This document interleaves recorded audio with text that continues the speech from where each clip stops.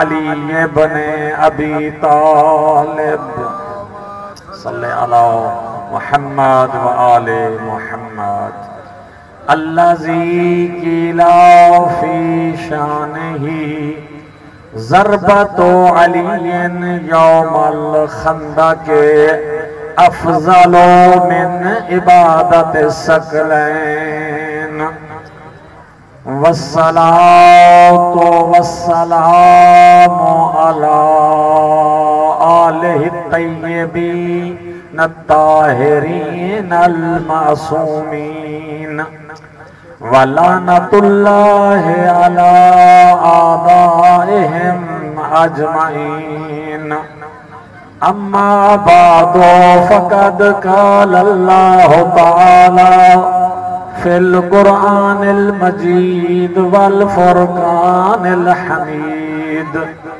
وقولہ الحق اصدق القائلین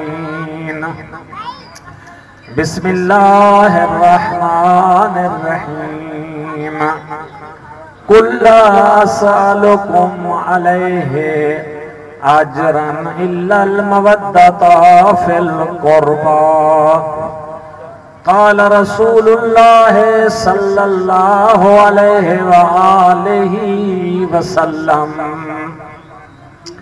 اِنَّا لِقَتْلَ الْحُسَيْنِ حَرَارَةً فِي قُلُوبِ الْمُؤْمِنِينَ لَا تَبْرَدُوا أَبَدًا صلوات اللہم صلی علی محمد وآل محمد وعجل فرجہم۔ میرے واجب الاحترام عزاداران امام حسین علیہ السلام، میری دلی دعا ہے خداوند عالم آپ سب کو زندہ اور سلامت رکھے، آپ کو دنیا کے ہر غم سے خدا محفوظ فرمائے، اور خداوند عالم اس پوری بستی پر اپنی خصوصی رحمتوں کا نزول فرمائے اور ہمارا شمار امام حسین علیہ السلام کے عزاداروں میں شمار فرمائے۔ میں نے آپ کے سامنے اللہ تعالیٰ کی بے عیب مطہر طاہر کتاب قرآن پاک میں سے سورہ مبارکہ کی ایک مبارکہ تلاوت کرنے کا شرف حاصل کیا ہے، اور اس کے بعد اپنی مرضی سے نہ بولنے والے نبی اکرم صلی اللہ علیہ وآلہ وسلم کا ایک فرمان اقدس بھی تلاوت کرنے کا شرف حاصل کیا ہے۔ اللہ تعالیٰ اپنے پاک قرآن پاک میں فرما رہا ہے، اے لوگو، اے میری مخلوق، رسول اللہ نے آپ پر احسان فرمایا، آپ کی تربیت کی، آپ کو جینے اور سلیقہ سکھایا، زندگی گزارنے کا سلیقہ سکھایا اور آپ پر احسان کیا۔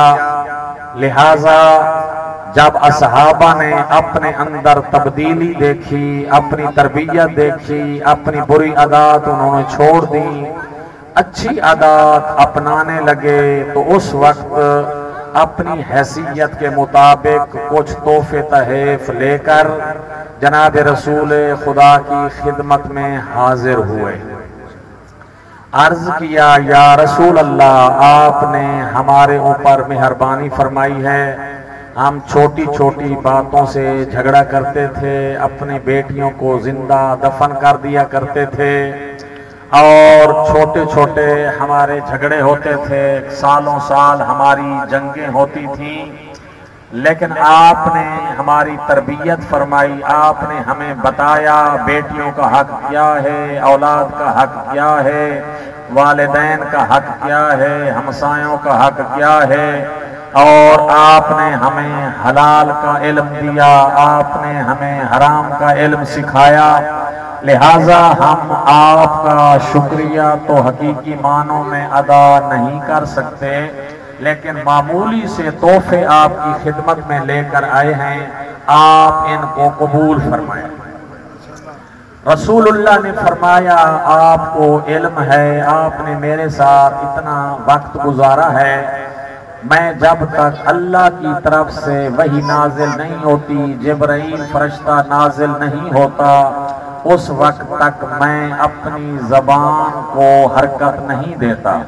लिहाजा जब मेरे अल्लाह की तरफ से जिब्राइल वही लेकर नाजिल हो जाएगा, अल्लाह का फरमान मेरे पास पहुंच आएगा, आ जाएगा, उस वक्त मैं आपसे जो कुछ मेरा अल्लाह फरमाएगा मैं उसके मुताबिक अमल करूंगा। लिहाजा रसूलुल्लाह ने इंतजार फरमाया। अल्लाह की तरफ से जिब्राइल फरिश्ता नाजिल हुआ, अल्लाह की तरफ से हुक्म दिया, या रसूल अल्लाह, अल्लाह आप पर दरूद व सलाम पढ़ रहा है, अल्लाह आपको सलाम दे रहा है और अल्लाह ये फरमा रहा है, आए मेरे रसूल, अगर तेरे सहाबी, तेरे कलमा पढ़ने वाले अगर तुझे अजर रिसालत देना चाहते हैं, फिर अल्लाह की तरफ से मेरा पैगाम इनको बता दीजिए, इनको बयान कर दीजिए। मेरी तरफ से ये हुक्म है कि अगर ये अजर रिसालत, मुआवज़ा रिसालत आपने जो तरबियत फरमाई, आपने जो इन पर एहसान किया, अगर ये एहसान उतारना चाहते हैं, तेरा शुक्रिया अदा करना चाहते हैं, तो फिर ये क्या करें, आपकी औलाद से ये मोहब्बत और मवद्दत करें। ये है आपका अजर रिसालत। अगर ये आपको राजी करना चाहते हैं, अल्लाह को राजी करना चाहते हैं, तो फिर अहले बैत से मोहब्बत करना इनके लिए जरूरी होगा। लिहाजा अल्लाह की तरफ से अहले बैत की जो मोहब्बत है, अहले बैत को जो मानना है, वो फर्ज और वाजिब है।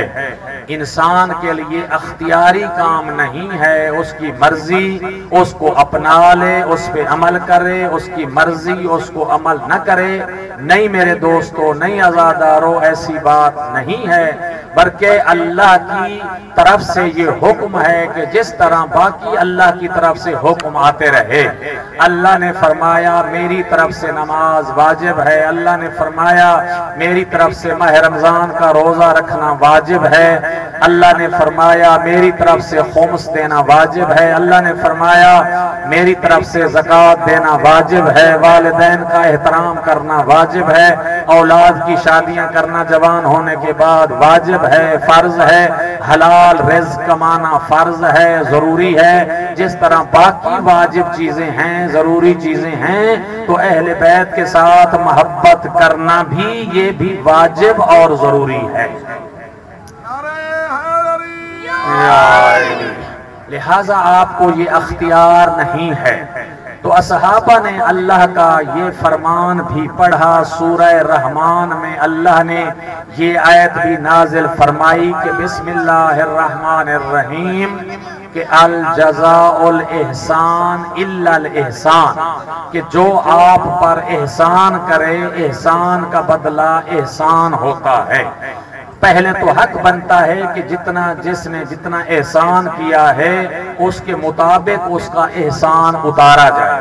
अगर इंसान बराबर का एहसान नहीं उतार सकता और इस हैसियत में नहीं है, इसकी ये पोजीशन नहीं है, तो कम अज कम फिर ये जरूरी है कि कम अज कम अपने मोहसिन का, एहसान करने वाले का शुक्रिया अदा करना जरूरी होता है।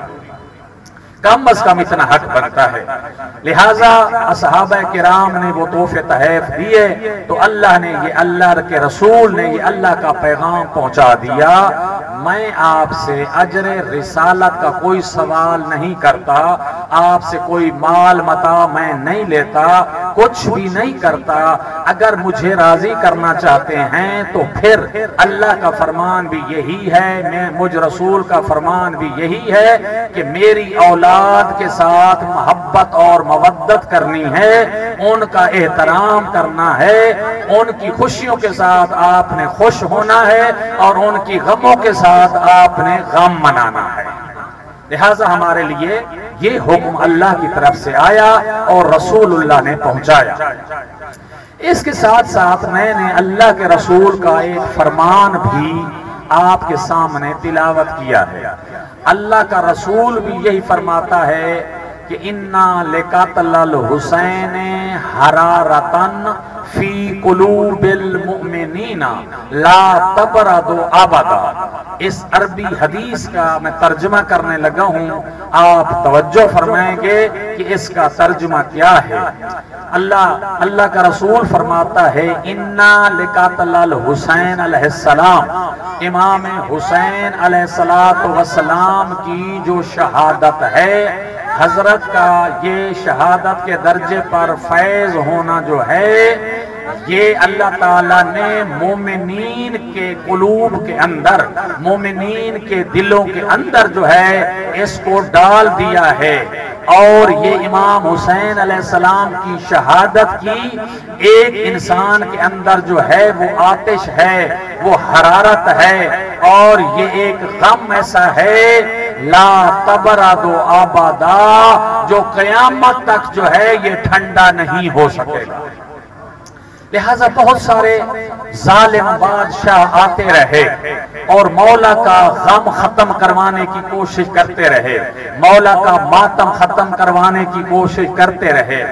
ایک وقت ایسا بھی آیا کہ ان ظالموں نے مولا حسین علیہ السلام کا یہ روزہ اور قبر مبارک کو ختم کرنے کا بھی فیصلہ کر لیا تھا کہ مولا کا نہ قبر مبارک ہوگی، نہ روزہ ہوگا، نہ مولا کی قبر کا نشان ہوگا، نہ مولا کی قبر پر کوئی آئے گا، نہ مولا کے روزے پر کوئی آئے گا، نہ مولا کا کوئی ماتم کرے گا، نہ کوئی مجلس کرے گا۔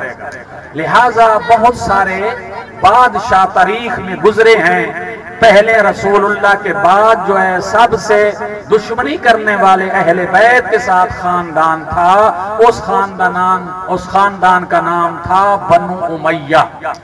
بنو امیہ سے جو ہے، بنو امیہ کا جو بڑا تھا وہ جو ہے ابو جہل تھا، اور ابو لہب تھا، اور ابو سفیان تھا۔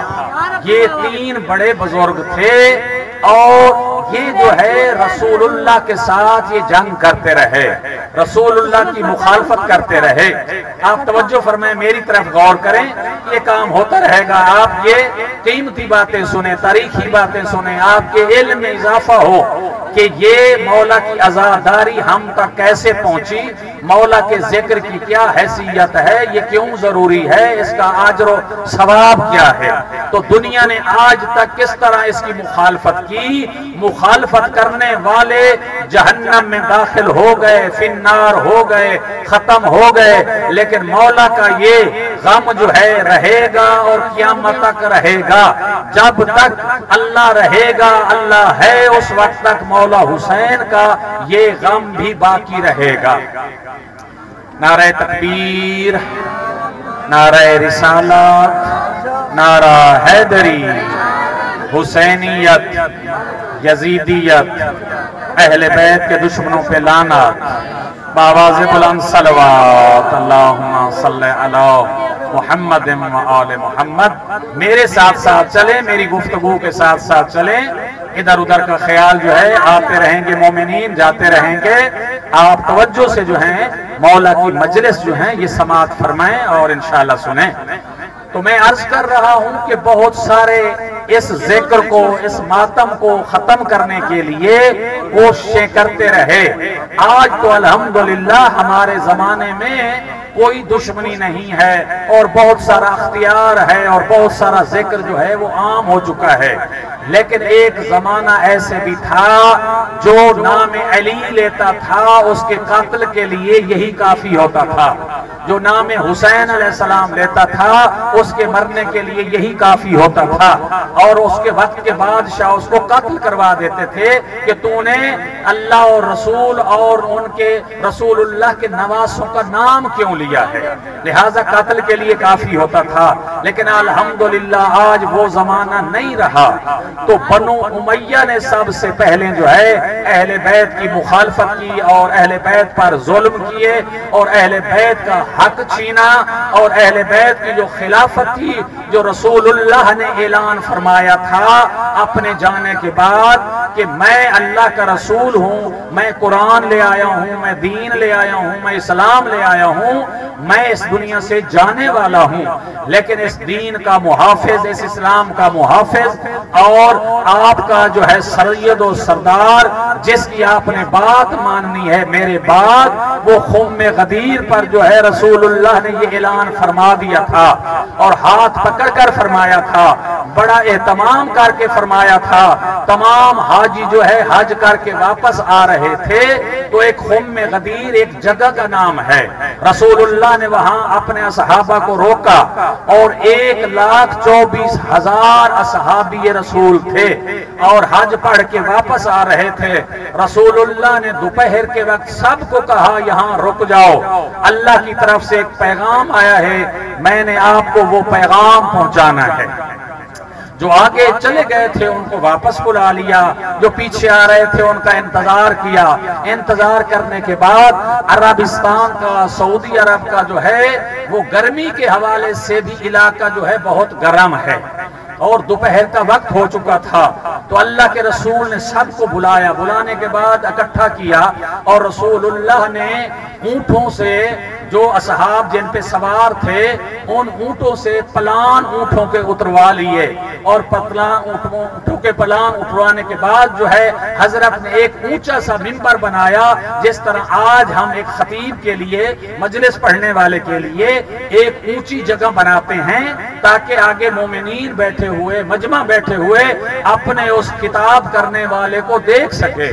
تو رسول اللہ نے یہ اہتمام کروایا کیونکہ جنگل تھا وہاں، اس لیے رسول اللہ نے پلانوں اونٹوں کا لے کر جو ہے ایک منبر بنا دیا۔ منبر بنانے کے بعد اللہ کے رسول نے اور اس پر سوار ہو گئے اور جا کر بہت طولانی، بہت لمبا خطبہ جو ہے رسول اللہ نے بیان فرمایا۔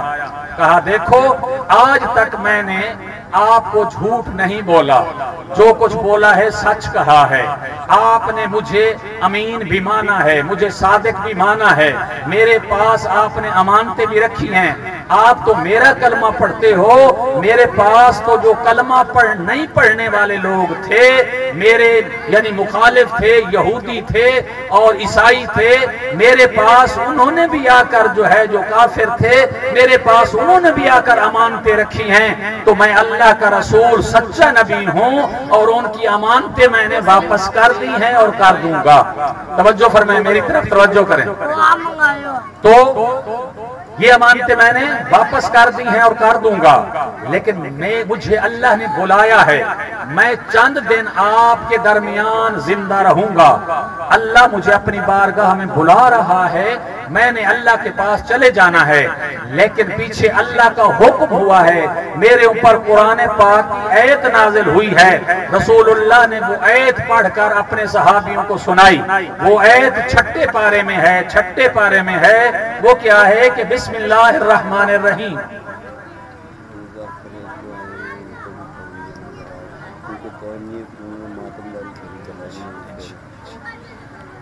تو اللہ کے رسول نے یہ اے مبارکہ جو ہے تلاوت کر کے سنائی، کہا کہ دیکھو اللہ نے مجھے فرمایا ہے کہ یا ایھا الرسول بلغ ما انزل الیک من ربک وان لم تفعل فما بلغت رسالتا واللہ یعصمک من الناس۔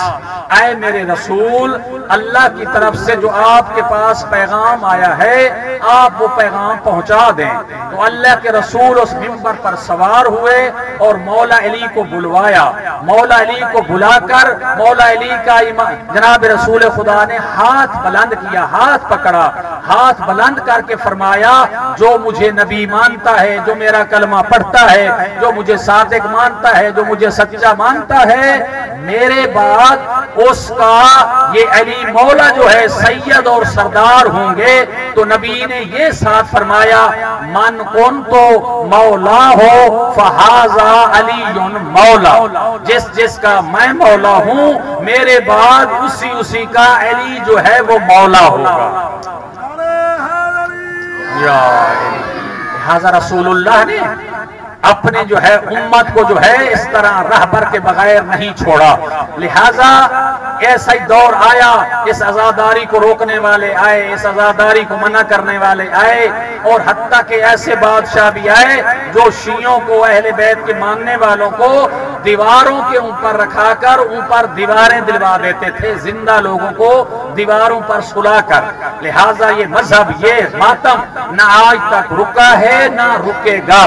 تو یہ بھی علت بیان کرتا جاؤں کہ جب امام حسین علیہ السلام کی شہادت کے بعد ان یزیدوں نے جناب امام زین العابدین کو جو ہے آ کر یہ زنجیر دیے تھے، کہ ہاتھ کڑیاں دی تھیں کہ یہ اپنی بیٹیوں کے ہاتھوں میں جو ہے ڈالو، ان کو بیویوں کو پہناؤ. تو اس وقت جو ہے مولا امام زین العابدین ان زنجیروں کو دیکھ کر جو ہے حضرت بہت روئے کہ میں کیسے اپنے ہاتھوں سے یعنی ان کو پہناؤں.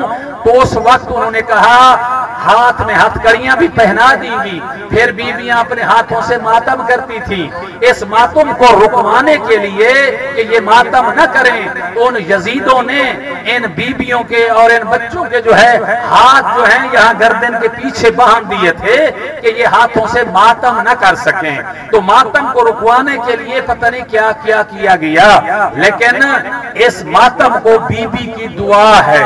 کل میں نے یہاں بات چھوڑی تھی، بی بی فاطمہ زہرا سلام اللہ علیہا نے جس وقت امام حسین علیہ السلام کی ولادت ہوئی تو بابا کو بلایا، تو رسول اللہ تشریف لائے. امام حسین کو دیکھ کر جو ہے رسول اللہ بہت روئے. رونے کے بعد جو ہے بی بی نے پوچھا مولا میرے آقا میرے بابا کیا وجہ ہے کہ بیٹے جب اللہ دیتا ہے تو بندہ خوش ہوتا ہے، آپ کیوں رو رہے ہیں؟ تو رسول اللہ نے فرمایا جبرائیل نازل ہوا ہے، مجھے بتایا ہے کہ 61 ہجری میں تیرے اس بیٹے حسین کو 3 دن کا بھوکا اور پیاسا جو ہے وہ شہید کر دیا جائے گا، تو اس لیے میں رو رہا ہوں، اس لیے میں رو رہا ہوں. تو اس وقت جو ہے اسی وقت رسول اللہ نے ماتم بھی کیا امام حسین کی ولادت پر، اور رسول اللہ روئے بھی صحیح. لہذا رونا اور ماتم کرنا جو ہے جس رسول کا ہم کلمہ پڑھتے ہیں، جس رسول کے ہم امتی ہیں، یہ اس نبی کی سنت بھی ہے. اور ساتھ ساتھ بی بی نے پوچھا میرے مولا میرے آقا میرے بابا یہ بتائیں جب یہ میرا بیٹا شہید ہوگا اس وقت میرے بیٹے کو رونے والا کون ہوگا، اس کا ماتم کرنے والا کون ہوگا؟ تو رسول اللہ نے فرمایا میری بیٹی گھبرائے نہیں، اللہ ایک ایسی قوم پیدا کرے گا وہ اپنے بزرگوں کا غم بھول جائیں گے، اپنے جوانوں کا غم بھول جائیں گے، اپنے عزیزوں کا غم بھول جائیں گے، اپنے رشتہ داروں کا غم بھول جائیں گے، لیکن تیرے حسین بیٹے کا ہر سال جو ہے جب محرم آئے گا یہ غم مناتے رہیں گے. تو اس وقت بی بی نے وعدہ کیا تھا یا رسول اللہ آپ کے سامنے میں وعدہ کرتی ہوں اس وقت تک میں جنت میں نہیں جاؤں گی جب تک اپنے بیٹے کے ماتمیوں کو ساتھ لے کر میں جنت میں داخل نہ ہو جاؤں، اس وقت اللہ کی جنت میں زہرا داخل نہیں ہوں گی. لہذا آپ کیا ہیں؟ بی بی کی دعا کا آپ نتیجہ ہیں. بی بی کی دعا ہے. یہ ماتمداری ہمارے اوپر الزام لگایا جاتا ہے یہی شیعہ لوگ ہیں، امام حسین کو انہوں نے شہید بھی کیا اور یہی آج ماتم بھی کرتے ہیں، لیکن ایسی بات نہیں ہے. بلکہ بی بی نے دعا فرمائی تھی، بی بی نے وعدہ کیا تھا کہ میں کیا ہوگا جب تک اپنے بیٹے کے ماتمیوں کو نہیں بخشوا لوں گی جنت میں اس وقت تک میں داخل نہیں ہوں گی. لہٰذا آپ بی بی کی دعا ہے. بی بی کی دعا آسمان زمین ہو سکتا ہے، زمین آسمان ہو سکتی ہے، مشرق مغرب ہو سکتی ہے اور مغرب مشرق ہو سکتی ہے، لیکن بی بی کا فرمان جو ہے وہ غلط نہیں ہو سکتا، وہ ہوگا. ایک قیامت تک ظالم روکتے رہے ماتم اور مجلس کو، آج تک نہ روک سکے، نہ یہ قیامت تک رکے گا، نہ ہی روک سکتا ہے. وقت کے امام ظہور فرمائیں گے اس کے زمانے میں بھی یہ شیعہ لوگ امام حسین کو ماننے والے مل کر یا حسین کا ماتم بھی کریں گے اور اپنے مولا سے دعا بھی لیں گے. لہذا یہ بی بی کی دعا ہے.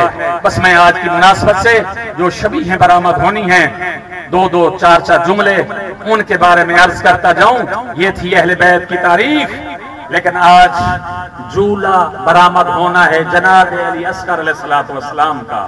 جناب علی اصغر علیہ السلام کی عمر مبارک جو ہے وہ 6 ماہ کی تھی جب آخری استغاثہ امام حسین نے بلند کیا، حل من ناصر ینصرنا، کون ہے میری مدد کرنے والا، اللہ کے دین کی مدد کرنے والا.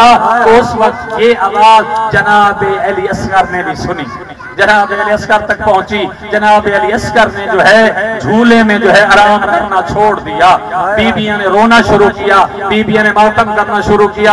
امام جنگ لڑ رہے تھے، جب بیویوں کو رونے کی آواز آئی تو مولا حسین خیام میں تشریف لائے. کہا کیا ہو گیا، ابھی تو میں زندہ ہوں، آپ کیوں گریہ کر رہی ہیں، کیوں رو رہی ہیں؟ تو بیوی نے کہا مولا یہ علی اصغر جو ہے نا یہ جھولے میں آرام نہیں کرتا، یہ جھولے سے گر جاتا ہے، اپنے آپ کو گرا دیتا ہے. تو اس وقت میرے مولا نے کہا میرے بیٹے کو پیاس لگی ہے، میں اس کو پانی پلا کے لے آتا ہوں. مولا نے اپنے جو ہے دست مبارک پر علی اصغر کو اٹھایا.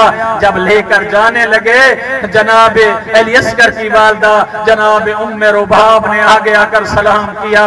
کہا میرے آقا بلاخر یہ میرا لخت جگر ہے، مجھے دے دیجیے، میں نے ان سے 2 باتیں کرنی ہیں. بی بی نے لیا، جا کر ایک صندوق سے ایک نایا کرتا نکالا. کرتا نکالنے کے بعد اصغر کو پہنایا. اصغر کو پہنانے کے بعد چھوٹی سی تلوار باندھی، چھوٹا سا تیر باندھا، فوجی شکل بنا کر جناب امام حسین کے آ کر سامنے جو ہے امانت کو سپرد کیا. کہا میرے آقا یہ لیجئے، یہ میرا بیٹا آمادہ ہے، آپ اس کو آپ پانی پلانے کے لیے لے جائیں، یہ فوجی بن کر جا رہا ہے. تو بی بی نے ایسا سا 2 باتیں بھی علی اصغر کے کان میں کہی. بی بی کہتی ہے اصغر میری 2 باتیں یاد رکھنا. ایک یہ ہے کہ چند لمحوں کے بعد تو نے شہید ہو جانا ہے اور تیری دادی زہرا جنت میں انتظار کر رہی ہے، تیرے لیے حوض کوثر لے کر کھڑی ہے. ظالموں نے تجھے پانی نہیں دینا لیکن تیری بی بی نے، تیری دادی نے تجھے پانی دینا ہے. آئے اصغر بیٹا، جب تک تیرا بابا پانی نہ پیے نا تو نے وہاں پانی نہیں پینا، حوض کوثر نہیں پینا. کہا ٹھیک ہے بی بی، ٹھیک ہے میری اماں، ایسا ہوگا. دوسری جناب رباب نے وصیت کی، میرے بیٹے اصغر میں سیدزادی نہیں ہوں، میں سیدزادی نہیں ہوں، میرے دودھ کی لج رکھنا. جب شمر کہا، جب اس لعین حرملے کا تیر آئے نا، جب تجھے تیر لگے تو نے رونا نہیں ہے، رونا نہیں ہے. کہا اماں ایسا ہی ہوگا. امام حسین علیہ السلام لے کر جو ہے گئے، جا کر یزیدیوں کو دکھایا. او لعین ہو، دیکھو یہ میرا چھوٹا سا 6 ماہ کا بچہ ہے، ایک گھونٹ پانی کا دے دو، ایک گھونٹ پانی کا دے دو. کہا نہیں ہو سکتا، نہ دیا. مولا نے چہرہ دکھایا لیکن شرم نہ آئی. لیکن اصغر کو کہا اصغر تو معصوم کا بیٹا ہے، تو معصوم ہے، ان سے خود پانی مانگ لے. جناب اصغر کو جب ریت میں سلایا گیا، علی اصغر نے کروٹ بدلی، اپنی خشک زبان کو اپنے تالو سے جدا کیا، آواز دی القوم العطش، القوم العطش، اے یزیدی قوم میں پیاسا ہوں، میں پیاسا ہوں، ایک گھونٹ مجھے پانی کا پلا دے. میں ہاتھ باندھ کر عرض کروں گا، چھوٹی چھوٹی اولاد والوں بالخصوص مائیں بہنیں سمجھتی ہیں 6 ماہ کا بچہ کتنا پانی پیتا ہے، کتنا پانی پی سکتا ہے. اس کا پانی کو تر کر لیا جائے، یہ چند انگلیاں ہونٹوں پہ پھیر دی جائے تو بچہ سیر ہو جاتا ہے، بچے کے لیے یہی کافی ہے. لیکن پانی نہ دیا. اتنے میں فوج میں ہلچل مچی، لوگوں نے رونا شروع کیا. اتنے میں ابن سعد کہتا ہے، عمر سعد کہتا ہے، ایک حرملہ کو شامی کو بلا کر کہتا ہے، اے حرملہ ایک تیر مار اس بچے کے گلے میں اور امام حسین علیہ السلام کی بات کو قطع کر دے. عربی کا یہ جملہ تاریخ نے لکھا، کہا اقطع کلام الحسین، اے حرملہ حسین کی گفتگو کو قطع کر دے، یہ جو پانی مانگ رہا ہے پانی مانگنا ختم کر دے حسین. اس تیر اٹھایا.